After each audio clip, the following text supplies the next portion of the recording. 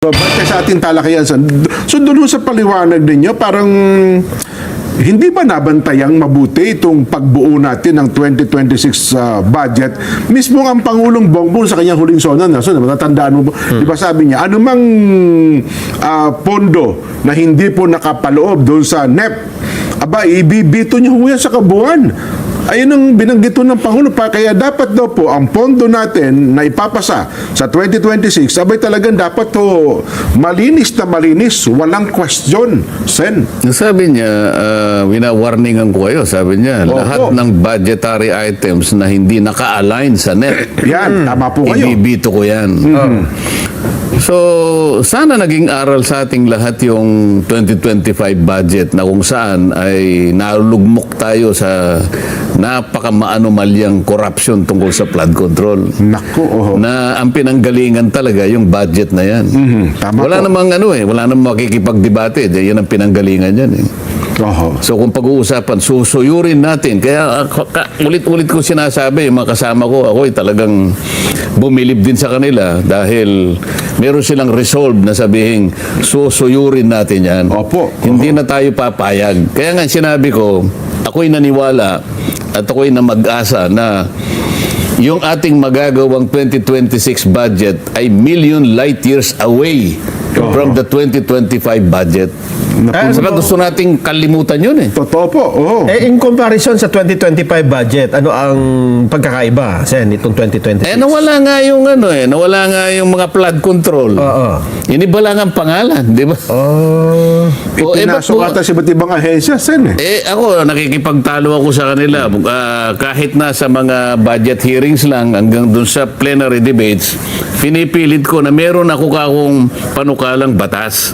Hindi pa lang naging batas kasi nga hindi natin maisulong ngayon dahil ang priority natin, maipasa muna natin ang budget. Tama po. Hindi ba yung sinasabi ko kako, lahat ng subsidies na yan, mapa-AIX, mapatupad man yan, mapa-AKAP, mapa-MAIP or maipip, kahit ano pang gawin mo, ay hindi talaga napupunta sa dapat kapuntahan.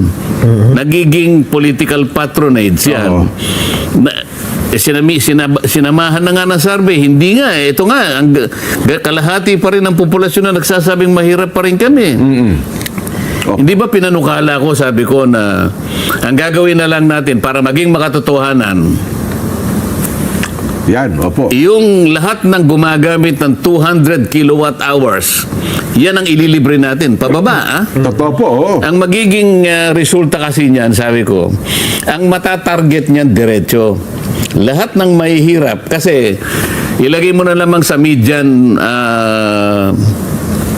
price ng elektrisidad ng, let's say, 2,500 yen. Opo, yung 200 So, yung 2,500 mo, katumbas kalimbawa yun ng 200 kilowatts mo, depende kasi sa taas ng kuryente sa iba't ibang lugar eh. Sa probinsya, Yung tama 2,500 na yan, pababa, libre na yun eh.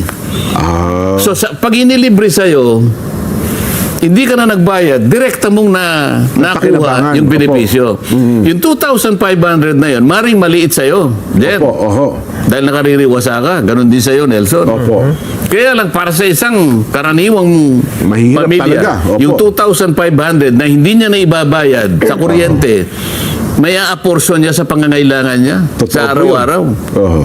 Then, next year, next month, ganun na naman. Ibig sabihin, hindi yung AX binigay mo 3,000, isang taon 3,000. Samantalang ito, 2,500 every month na ibibigay sa'yo. At hindi na dapat ibigay sa'yo kasi hindi ka na magbabayad. Direkta ngayon. Automatic na eh. May corruption. Wala. Dahil sa...